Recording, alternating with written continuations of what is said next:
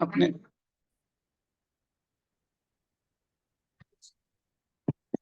अपन ने लास्ट में देखा था कि चाहे वो मुनिराज गर्मी में देखते हैं, वर्षा काल में भी होते हैं या सर्दी में भी होते हैं, तीनों काल के अंदर जो है वो मुनिराज अपने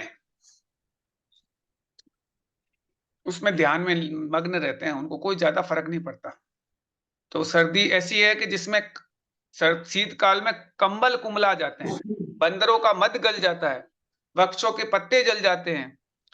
तो ऐसे भयंकर शीतकाल के अंदर अत्यंत तपस्वी ध्यान रूपी अग्नि से समस्त शीत को नाश करने वाले जो यतीश्वर, जो मुनिराज खुले मैदान में निर्भयता से निवास करते हैं, वे यतीश्वर, वो मुनिराज मुझे अविनाशी लक्ष्मी प्रदान करे। ऐसे इस तरीके से अपने 66 वाला आ गया था। अब आगे मुनिराज का 67 वाला सुनते हैं। 67 वाला सूत्र क्या है?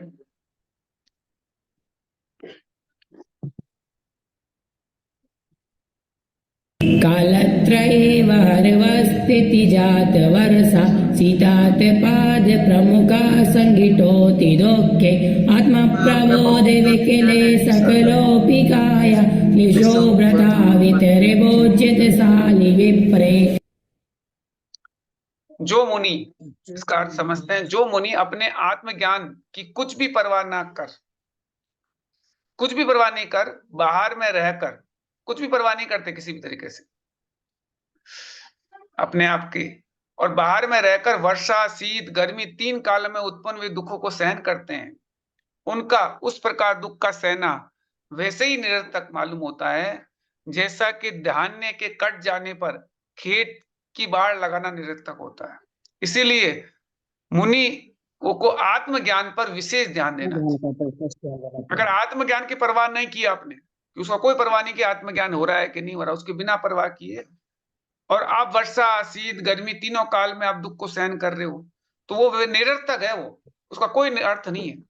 यानी आपने, कई लोग आते नहीं है कि बिल्कुल एकदम हाँ सब मैं ये कर रहे हैं वो कर रहे हैं, बिल्कुल एकदम आत्मज्ञान का ध्यान ही नहीं है उनको, और बिल्कुल जिद्दी के अंदर कि साहब मैं ये उपवास कर रहे हैं, मैं वो उपवास कर रहे हैं, हम यहाँ पे सर्दी में खड़े हैं, वो एक टांग पे खड़े हैं, ऐसे कई आपको ऐसे मिल जाएंगे जो तरह तरह के कष्ट को सहते रहते हैं, लेकिन आत्मज्ञान की परवाह नहीं है उनको।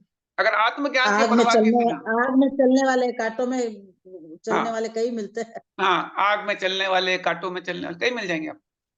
तो ये इस तरीके से दुखों को सहन करना निरर्थक है।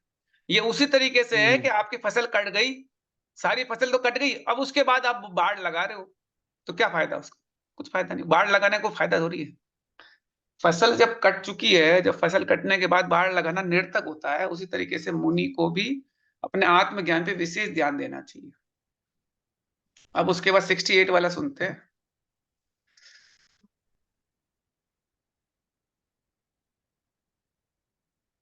सम्प्रत्यस्ति न केवली किल कलौ त्रैलोक्य चूडामणि तद्वाचा परमास्त्र भरत क्षेत्रे जगद्योतिका सद्रत्नात्रयधारिणो यतिवरास् तासां समालम्बनम् तद्पूजाजिनवादिपूजनमता साक्षाज्जिनः पूजिता।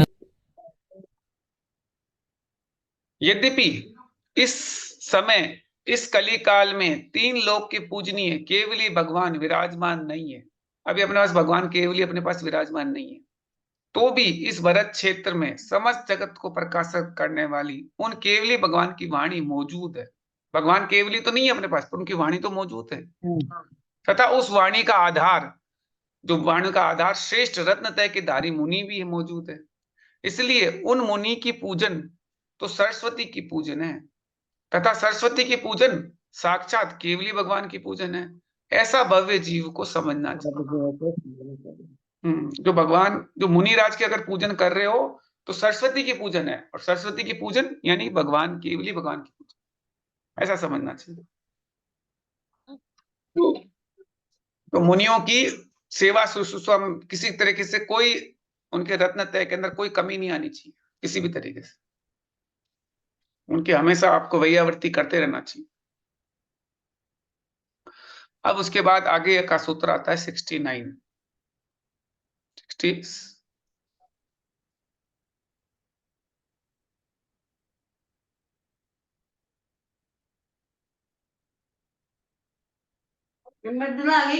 स्पृष्टा यत्र मयि तदङ्ग्रैकमलैस्तत्र इति सत्तर्थतां तेभ्यस्तेऽपि सुराकृतास्खलिपुटा नित्यं नमस्कुर्वते तन्नामस्मृतिमात्रतोऽपि जनिता निष्कल्मषः जायते ये जैनायतिश्चिदात्मनि परं स्नेहं समातन्वते।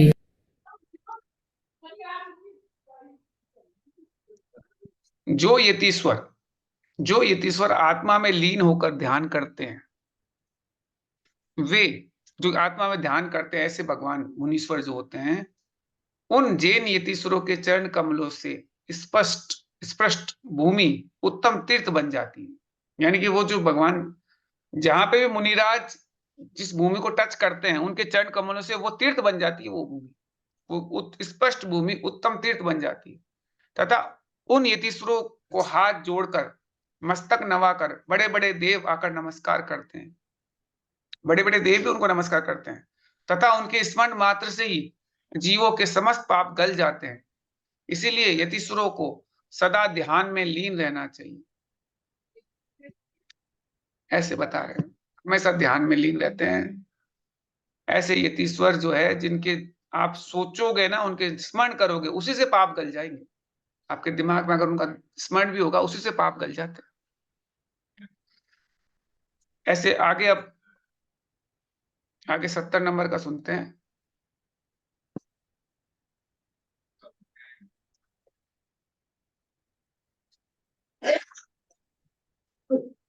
सम्यक् दर्शनबोध्यप्रत्यनिचितः शान्तासि वैषी मुनि मन्दैः स्यादवधीरितोऽपि विशदा साम्यं यदा लम्बते आत्मा तैव विहतो यदत्र विषमा ध्वान्ताश्रिते स्थितं सम्पातो भवितो ग्रदोक् नरके तेषां कल्याणिनाम्।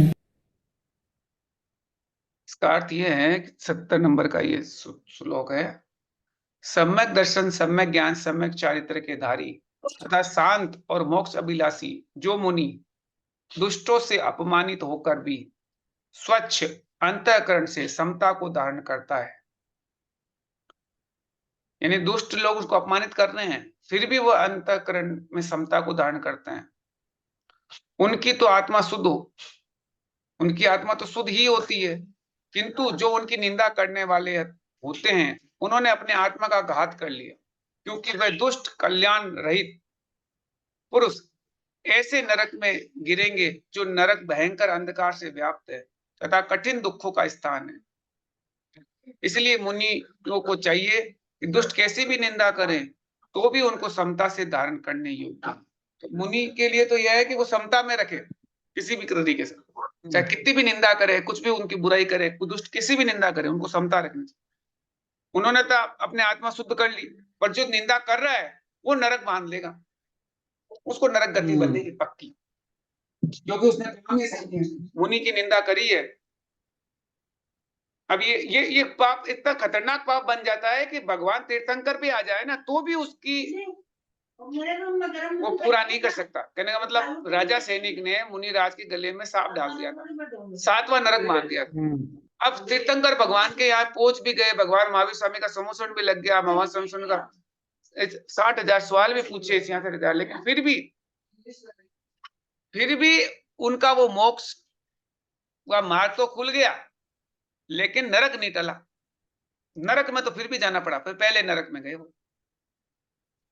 इतना खतरनाक कि आप आत्मा का घात कर लेते हैं और ऐसे भयंकर नरक में पहुंच जाते हैं जिसकी हद नहीं, जिसका इलाज स्वयं भगवान भी नहीं कर सकते। अब तो भगवान सामने आ गए ना, तो भगवान महावीर स्वामी भी इसका उद्धार नहीं कर पाए। कितना खतरनाक नरक बन जाता। तो इसलिए मुनिराज की निंदा करने में दुष्ट बहुत सोच समझ के निंदा करनी चाहिए। अगर आपने निंदा कर दी, आप गए खड्डे के अंदर, फिर आप निकल ही नहीं पाओगे वहां से। और मुनिराज को क्या चाहिए? वो समता को धारण करे। अब 71 नंबर का वो देखते हैं, 71 नंबर।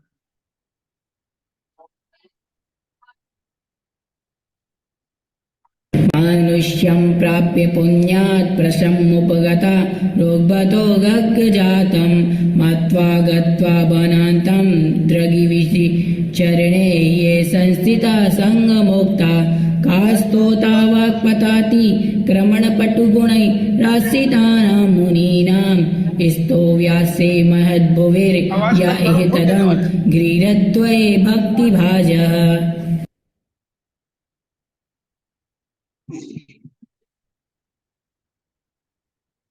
इसका अर्थ यह है कि पुण्य योग से मनुष्य भव को पाकर, पुण्य योग से मनुष्य भव को पाकर तथा शांति को प्राप्त होकर और भोगों को रोग तुल्य जानकर तथा वन में जाकर समस्त परिग्रह से रहित होकर जो यतीश्वर सम्यक दर्शन, सम्यक ज्ञान, सम्यक चैत्र में स्थित होते हैं, ऐसे। अब मुनिराज के बारे में बता दिया कि आपको पुण्य से तो मनुष्य भव मिल गया। अब आपने क्या किया? शांति को प्राप्त किया और भोगों को रोग मान लिया और वन में चले गए और परिग्रह से रहित होकर सम्यक दर्शन, सम्यक ज्ञान, सम्यक चित्त में स्थित हो गए, ऐसे मुनिराज। वचना गोचर गुणों से सहित उन मुनियों की प्रथम तो कोई स्तुति करने वाला नहीं है। वहां पे कोई भी स्तुति करने वाला नहीं। वन में चले गए ना, वहां कौन उनकी स्तुति करेगा? यदि कोई स्तुति कर सके भी तो वे ही मनुष्य उनकी स्तुति कर सकते हैं जो मुनियों के चरण कमलों की आराधना करने वाले महात्मा पुरुष हैं, ऐसे। तो वे ही पुरुष उनकी स्तुति कर सकते हैं जो उन मुनियों के चरण कमलों की आराधना करने वाले महात्मा पुरुष है। जो महात्मा पुरुष होते हैं वही वो वन में जाएंगे और उनकी स्तुति कर पाएंगे, और तो कोई कर भी नहीं पाएगा। तो वो अर्थ वहां कोई होता ही नहीं है। खुद तो कुछ वो करते नहीं, अपना प्रचार प्रसार कुछ नहीं करते, और जिसका भाग्य अच्छा होता है वहां पहुंच जाता है और वहां की स्तुति आराधना कर पाता है। बाकी तो कोई नहीं करता। पता ही नहीं कहाँ मुनिराज है, ढूंढो कहाँ पे है, पता ही नहीं। क्योंकि वो तो सबसे वो तो निष्प्रय होते हैं, उनको कोई लेना देना ही नहीं दुनियादारी से। वो कोई अपना कोई अलग से कुछ करते तो नहीं है, प्रचार टंटाट कुछ भी नहीं करते, किसी तरीके से कोई प्रचार कुछ नहीं करते। अपने आप ही लोग ढूंढते ढांढते पहुंच जाते हैं और उनका आराधना कर पाते हैं। अब जंगल में बैठे मुनिराज को कौन ढूंढेगा? जिसमें प्रगाढ़ श्रद्धा होगी वही ढूंढ पाएगा, बाकी तो कोई ढूंढ भी नहीं पाएगा। अब इस तरीके से ये जो अधिकार है धर्मोपदेश, इसमें मुनि धर्म का वर्णन पूरा हो जाता है। अब रत्नतय धर्म के बारे में अपन बात करेंगे। अब इसमें 72 नंबर का वो आ रहा है जिसमें रत्नतय धर्म के बारे में बात कर रहे हैं। रत्नतय क्या होता है? 72 नंबर का। तत्त्वार्थाप्ते तपोभिर्तां यतिवरः श्रद्धानिमाहुर्दृशं ज्ञानं जानदनूननं प्रतिहतं स्वार्थावसन्देहवत् चरितं विरते प्रमादविलस्य कर्म आश्रवाद्ययो योगिनाम् एतन्मुक्तिपथस्त्रयं च परमो धर्मो भवच्छेदिकः। इसका अर्थ है कि गंधर आदि देव, जीवादि पदार्थ तथा आप्त और गुरुओं पे श्रद्धान, जो जिनवाणी को आप्त बोलते हैं, तो जो आगम है उसको आप्त भी बोलते हैं। तो आप्त और गुरुओं पर श्रद्धान रखने वालों को सम्यक दर्शन कहते हैं। तो कौन आप तो भगवान को भी तो बोलते हैं। हाँ, भगवान को आप तो भगवान को भी तो बोलते हैं। हाँ। तो पदार्थ पे, जिनवाणी पे और देव शास्त्र गुरु हो गया एक तरीके से। तो गणधर आदि देव, जीवादि पदार्थ, तो जीव अजीव आश्रव ये पदार्थ, ये सब हो गए, तथा आप्त और गुरुओं पे श्रद्धान रखने वाले को सम्यक दर्शन कहते हैं। ये सम्यक दर्शन कहते हैं। सम्यक दर्शन का अपन ने कई बार सुन लिया। जो सच्चे देव शास्त्र गुरु पे श्रद्धा रखते हैं उसको सम्यक दर्शन कहते सम्यक हैं। तथा जिसमें किसी प्रकार की बाधा नहीं है, जो संशय रहित तथा पूर्ण है, ऐसे ज्ञान को सम्यक ज्ञान कहते हैं। जिसमें कोई डाउट नहीं, डाउट रहित है, ऐसे ज्ञान को सम्यक ज्ञान कहते हैं। तथा परमार्थ सहित कर्मों के आवागमन के रुक जाने को, जो कर्मों का आवागमन रुक जाता है, उसको सम्यक चारित्र कहते हैं। तथा सम्यक दर्शन, सम्यक ज्ञान, सम्यक चारित्र ही मुक्ति का मार्ग है। तो मुक्ति का मार्ग क्या है? सम्यक दर्शन, सम्यक ज्ञान, सम्यक चारित्र। तथा संसार को नाश करने वाला परम धर्म, और यही संसार को नाश करने वाला धर्म। इस तरीके से आपको बता दिया कि सम्यक दर्शन क्या है, सम्यक ज्ञान, सम्यक चारित्र क्या है, और संसार को नाश करने वाला परम धर्म क्या है। ये सम्यक जो रत्नत्रय है, इसी के जरिए आप संसार का नाश कर सकते हो। इसी से मुक्ति का मार्ग है, और कोई मुक्ति का मार्ग है भी नहीं। अब उसके बाद सम्यक आगे का 73 वाला सुनते हैं। 73 नंबर का श्लोक नंबर 73 है।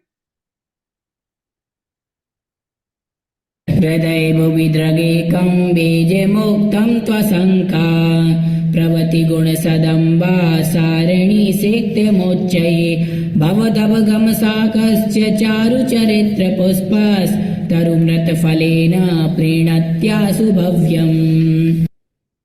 आचार्य कहते हैं कि अंतःकरण रूपी पृथ्वी में बोया हुआ तथा निसंकित आदि 8 गुण रूपी उत्तम जल से भरी हुई नालियों से सींचा हुआ सम्यक दर्शन रूपी बीज, सम्यक ज्ञान रूपी शाखाओं के धारी तथा चारित्र रूपी पुष्पों से सहित वृक्ष रूप में परिणत होकर शीघ्र ही भव्य जीवों को मोक्ष रूपी फल से संतुष्टि करता है। अभी सब बता दिया, एक तरीके से एनालॉजी कर दी। क्या एनालॉजी हो गया? सबसे पहले अंतःकरण रूपी पृथ्वी में क्या बोलेंगे? एक बीज बोएंगे अपन, निसंकित, निकांक्षित, और ये जो 8 अंग है सम्यक दर्शन रूपी, ये गुण रूपी उत्तम जल से भरी हुई, जो जल से आप उसमें डालेंगे, उसमें ये 8 तरह के जो जल की भरी हुई जो धाराएं हैं, उससे सींच रहे हैं, उस नालियों से सींचेंगे जो 8 अंग है। और कौन सा बीज है? सम्यक दर्शन रूपी बीज है। तो सम्यक दर्शन रूपी बीज को कहां बोना है? अंतःकरण रूपी पृथ्वी में बोना है। और कौन से पानी से सींचना है? निसंकित, निकांक्षित, चिकित्सा और अमूर्त दृष्टि, और ये जो 8 अंग है, इससे अपन को उसको सींचना है, इसमें पानी डालना है। और फिर क्या निकलेगा? सम्यक ज्ञान रूपी शाखा है, तो उससे सम्यक ज्ञान रूपी शाखाएं निकलेगी। और उसमें क्या निकलेगा? जब शाखाओं में से क्या निकलेगा? चारित्र रूपी पुष्प आएगा। सही था। हाँ, पुष्प आएगा, तब वो वृक्ष में परिणत होकर लास्ट में क्या निकलेगा? मोक्ष रूपी फल निकलेगा। उस पुष्प से क्या निकलेगा? संतुष्ट कर। अगर आपको ये कह दिया जाए कि साहब बीज बिना वृक्ष नहीं बनेगा और वृक्ष बिना पुष्प नहीं होगा, तो आपको सम्यक दर्शन भी चाहिए, सम्यक ज्ञान भी चाहिए, सम्यक चारित्र चाहिए, तब जाके मोक्ष मिलेगा। अगर इसमें से एक भी चीज अगर गायब हो गया तो आपको मोक्ष रूपी फल नहीं मिल सकता। अगर मोक्ष रूपी फल चाहिए तो सबसे पहले सम्यक दर्शन को धारण करो, और उसके अंदर 8 अंगों का पानी डालो, और फिर बाद में वृक्ष बड़ा होगा, सम्यक ज्ञान रूपी वृक्ष बड़ा होगा, उसकी अलग अलग शाखाएं निकलेगी, और फिर उसमें पुष्प निकलेगा चारित्र रूपी लास्ट में, और उस चारित्र रूपी पुष्प में से जो फल निकलेगा वो मोक्ष होगा। अगर कोई भी चीज चूक गई, अगर आपका चारित्र धारण नहीं किया, तो फल कहां से निकलेगा? तो फिर आपको मोक्ष नहीं। केवल सम्यक दर्शन के भरोसे मोक्ष नहीं मिलना है। सम्यक दर्शन तो बीज है, लेकिन फल क्या है उसका? वो है मोक्ष। और बिना सम्यक दर्शन के वृक्ष भी नहीं हो सकता, कुछ भी नहीं होगा। इसीलिए कहते हैं कि तीनों चीजें चाहिए। जैसे इन्होंने अब आचार्य जो उसके रत्नत्रय की महिमा बता रहे हैं 74 नंबर सूत्र, ये 74 नंबर का श्लोक है, जिसमें इसकी महिमा बता रहे हैं। द्रगवगचरितं लङ्कृतं सिद्धिपात्रं लघुरपि न गुरो स्यादनत्ये कदाचित् स्फुटमवगतमार्गो याति मन्दोऽपि गच्छन् अभिमतपदमन्यो नैव तूर्णोऽपि जन्तु। अब इस श्लोक नंबर 74 में कहते हैं आचार्य श्री, जिसको मार्ग मालूम है ऐसा मनुष्य यदि धीरे धीरे चले तो भी जिस प्रकार अभिमत अब धीरे धीरे धीरे भी जिस प्रकार अभिमत स्थान पर पहुंच जाता है, अगर उसको मार्ग मालूम है, भले धीरे धीरे चले तो भी मार्ग पे पहुंच जाता है। किंतु जिसको मार्ग का कुछ भी मालूम नहीं है, वह चाहे कितनी भी जल्दी चले तो भी अपने अभिमत स्थान पर नहीं पहुंच पाता। जिसको अपना मार्ग ही नहीं मालूम, कितना तेज चले तब भी वहां तक नहीं पहुंच पाएगा जहां उसको पहुंचना है। उसी प्रकार जो मुनि तप आदि का तो बहुत थोड़ा करने वाला है, जो मुनि बहुत कम तप करते हैं, किंतु सम्यक दर्शन, सम्यक ज्ञान, सम्यक चारित्र के धारी है, वह शीघ्र ही मुक्ति को प्राप्त हो जाते हैं। और तप तो बहुत कम कर रहे हैं, उपवासवादी कम कर रहे हैं, लेकिन इनको सम्यक दर्शन, सम्यक ज्ञान, सम्यक चरित्र में बड़े पक्के हैं, तो धीरे धीरे धीरे मुक्ति को प्राप्त कर लेंगे। किंतु जो तप आदि तो बहुत करने वाला है, किंतु सम्यक दर्शन आदि रत्न तय का धारी नहीं है। तप तो बहुत सारा कर रहे हैं एक साथ, बड़े बड़े एक साथ 10, 16, 20, 25 उपवास कर रहे हैं, किंतु सम्यक दर्शन आदि रत्न तय के धारी नहीं है, सम्यक दर्शन नहीं है, सम्यक ज्ञान नहीं है। वह कितना भी प्रयत्न करे तो भी मोक्ष को प्राप्त नहीं कर सकते। इसलिए मोक्ष अभिलाषी को सम्यक दर्शन, सम्यक ज्ञान, चारित्रिक की सबसे अधिक महिमा समझना चाहिए। इसकी महिमा जाननी चाहिए सम्यक दर्शन आदि की, तभी आगे बढ़ पाओगे, नहीं तो कुछ नहीं हो सकता। अब ये 74 नंबर वाला सुनते हैं, 74 नंबर 75 वाला, 75 नंबर का सुनता है। वन शिख निमृतो अंधा संचरण वारमंग्रा द्वै विकल मूर्धे वीक्ष्यमाणोऽपि कञ्चा अपि सनय पादो सद्य नास्यात् तस्मात् द्रगवनं चरितै संयुक्तिरेव सिद्धे। वन में अग्नि लगने पर उस वन में रहने वाला अंधा तो देख ना सका, जो वन में अग्नि लगी तो अंधा तो नहीं देख सका, इसलिए दौड़ता हुए मर गया। तथा दोनों चरणों का लूला, जो लूला होता है, अग्नि को देखता हुआ दौड़ ना सकने कारण तत्काल भस्म हो गया। दो तरह के दो लोग थे, एक तो लूला था, एक अंधा था। अंधा देख नहीं सका तो मर गया, लूला देख रहा है पर दौड़ नहीं पाया इसलिए भस्म हो गया। और आंख व पैर सहित भी आलसी था इसलिए मर गया। तीसरा आलसी था, आंख भी था पैर भी था लेकिन आलसी था इसलिए मर गया। उसको अग्नि लगने का श्रद्धान ही नहीं हुआ कि मेरे को अग्नि आने वाली, उसको कोई पक्का विश्वास ही नहीं कि मैं जल जाऊंगा, तो बैठा रहा वहां पे। इसलिए आचार्य उपदेश देते हैं केवल सम्यक दर्शन तथा केवल सम्यक ज्ञान और केवल सम्यक चरित्र मोक्ष के लिए कारण नहीं है, किंतु तीनों मिले हुए, तीनों मिले हुए ही है, तीनों मिल जाते हैं तब जाके आपको। अब इसका भावार्थ समझते हैं। यद्यपि अंधे को अग्नि का श्रद्धान था, अंधे को अग्नि का श्रद्धान था तथा आचरण था, तो भी देखना रूपी ज्ञान ना होने के कारण वह मर गया। उसको देख नहीं रहा था, ज्ञान नहीं था, उसको सम्यक ज्ञान नहीं था इसलिए मर गया। पंगु को क्या था, ज्ञान तो था, ज्ञान और श्रद्धा हो गया, लेकिन दौड़ना रूपी आचरण नहीं था, उसमें सम्यक चारित्र नहीं था इसलिए वो भस्म हो गया।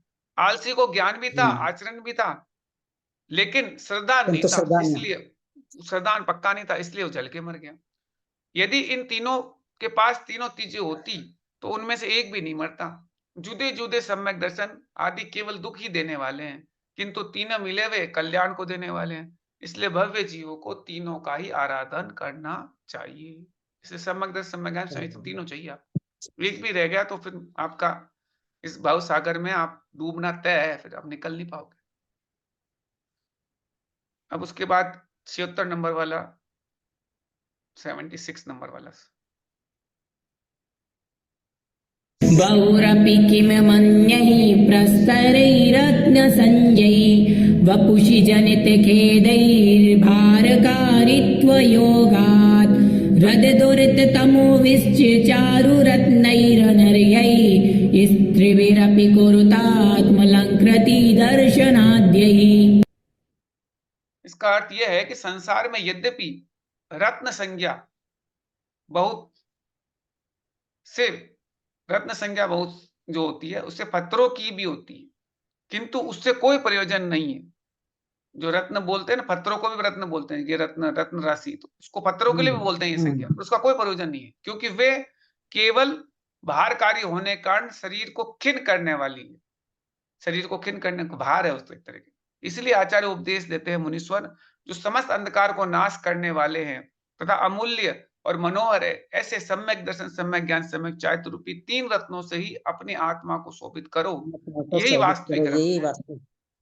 रत्न तो कई सारे हैं, आपको हीरा, पन्ना, वो सब चीजें, वो तो कुछ उसका कोई प्रयोजन नहीं है, शरीर को भारी बढ़ाएगा आपका, कुछ नहीं करेगा। इसलिए आचार्य कहते हैं इनको भूलो और सम्यक दर्शन, सम्यक ज्ञान, सम्यक चारित्र, इन तीनों से अपने आत्मा को शोभित करो। यही आपके काम आने वाले हैं लास्ट में। बाकी ये सब चीजें छूट जाएगी। ये जड़ रत्नों में कुछ नहीं रखा है। अब अपन 77 नंबर का सुनते हैं, 77 नंबर का श्लोक।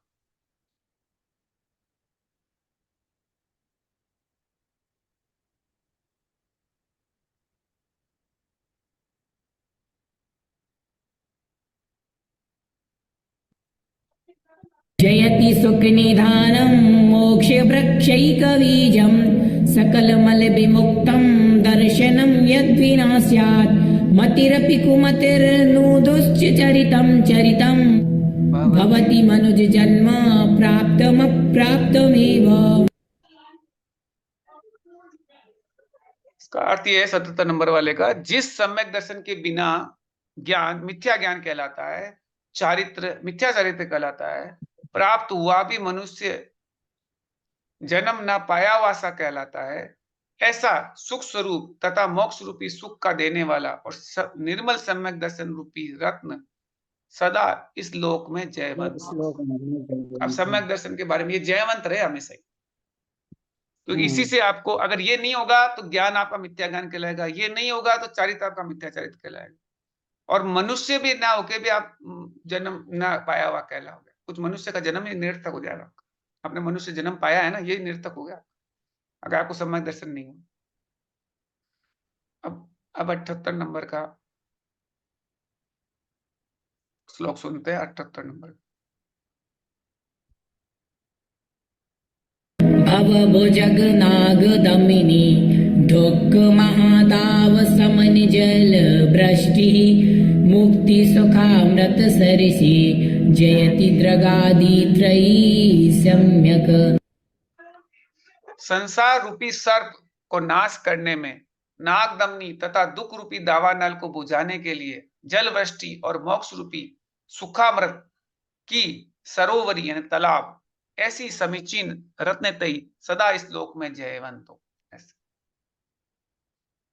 संसार रूपी सर्प को नाश करने वाली नागदमनी है और दुख रूपी दावानल को बुझाने के लिए जलवृष्टि है ऐसे, और मोक्ष रूपी सुखामृत की सरोवरी ऐसे जो समीचीन रत्नतय जो है वो इस लोक में हमेशा रहे, जयवंत रहे।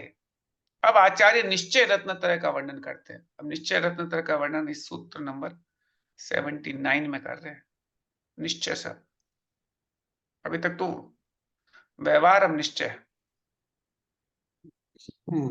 वैरविरचत्यैवोत्पद्यते भेदा बुद्धिर्द्रगगमचरित आत्मना स्वं रूपम् अनुपचरिते मे तच्चेतनैक स्वभावं व्रजति विषय भावं योगिनां योग दृष्टिः। व्यवहार न्याय के अपेक्षा से ही सम्यक दर्शन, सम्यक ज्ञान, सम्यक चारित्र जुदे जुदे मालूम होते हैं। जो व्यवहार न्याय में अपन को अलग अलग दिखते हैं, सम्यक दर्शन अलग है, सम्यक ज्ञान, सम्यक चारित्र अलग अलग है। निश्चय न्याय की अपेक्षा इनमें किसी प्रकार का भेद नहीं है। तीनों में कोई भेद ही नहीं है, तीनों एक ही चीज है।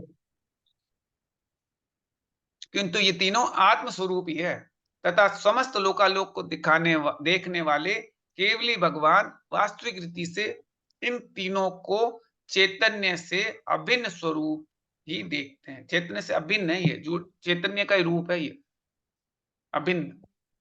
चैतन्य में और सम्यक दर्शन, सम्यक ज्ञान, सम्यक में कोई फर्क ही नहीं है। अभिन्न रूप में, स्वरूप में देखते हैं केवल ज्ञान। ये बात हो रही है निश्चय की। निश्चय में सब एक हो जाता है, व्यवहार में सब अलग अलग चीजें दिखती है आपको। भेद तो व्यवहार में होता है, निश्चय में तो एक ही होता है।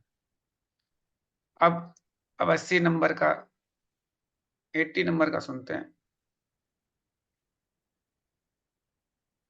निरूप्य तत्त्वं स्थिरतामुपगता मतिः सतां शुद्ध नलालम्बिनी अखण्डमेकं विशितं चिदात्मकं निरन्तरं पश्यति तत्परं महा।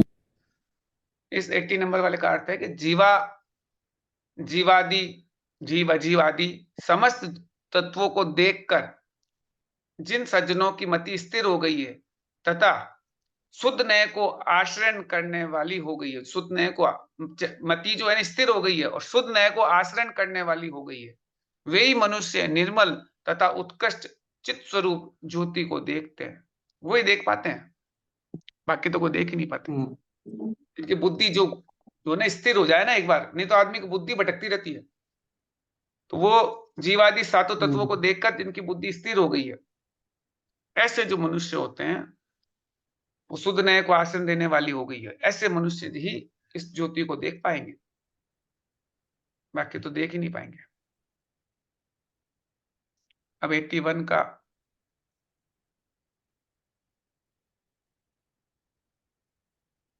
दृष्टि निर्णीतिरात्म आवै विशदमहस् यत्र बोध प्रबोधः शुद्धं चरितमत्र स्थिति ऋतियुगपद बद्ध विध्वंसकारी बाह्यं बाह्यार्थमेव त्रितयमपि परं स्याच्छुभो वा शुभो वा बन्धः संसारमेवं श्रुतिर्पुनर्धिया साधवस्तं वदन्ति।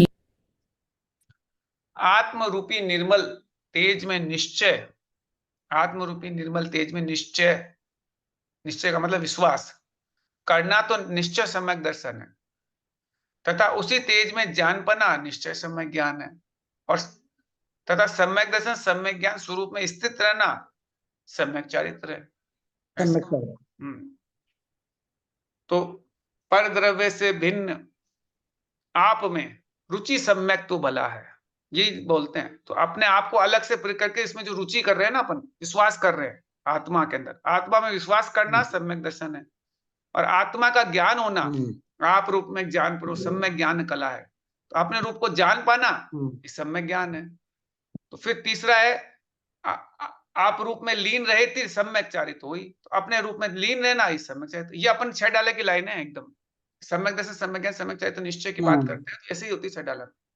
तो ये तीनों की एकता जो है कर्म बंध को नाश करने वाली। अब तीनों की एकता हो गई तो कर्म बंध का नाश हो गया, तथा इस निश्चय रत्नतय से जो बाहर है, जो बाह्य है, सो बाह्य है।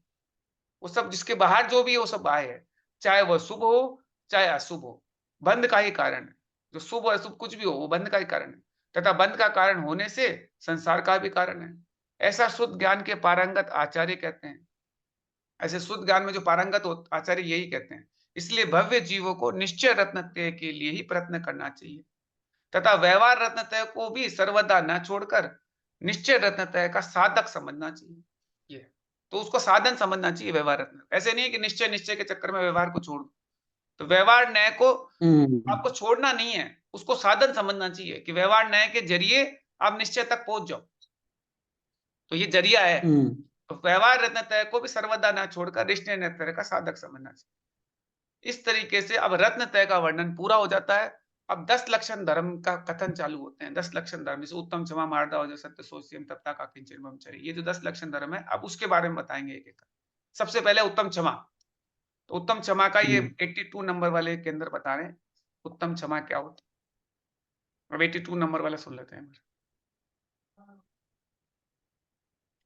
जड़ जन कृत बाध कृषा हास्या प्रियादा वपि सति न विकारम यन्मनो याति साधो अमल विपुल वित्ते ऋतुमासा क्षमादो शिव पथ पतिकारम सत्सहायत्वमेति।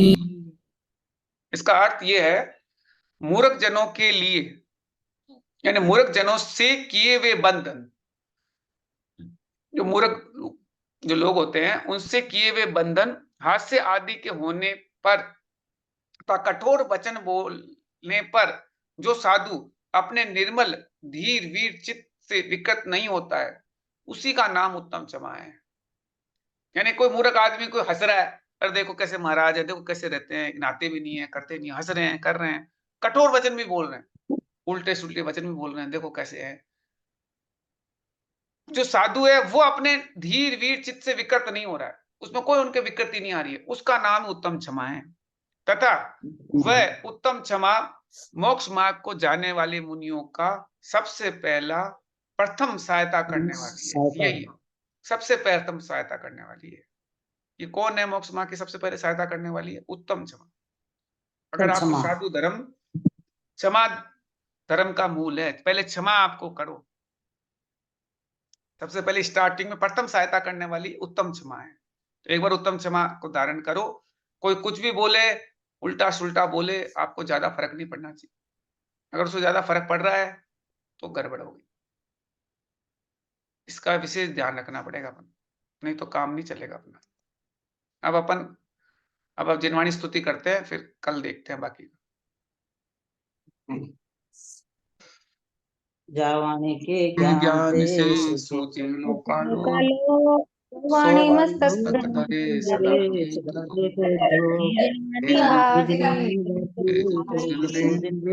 जो तेरा शरणागत सो पावे सुख। पावे। जय बोले वाणी माता की जय जय।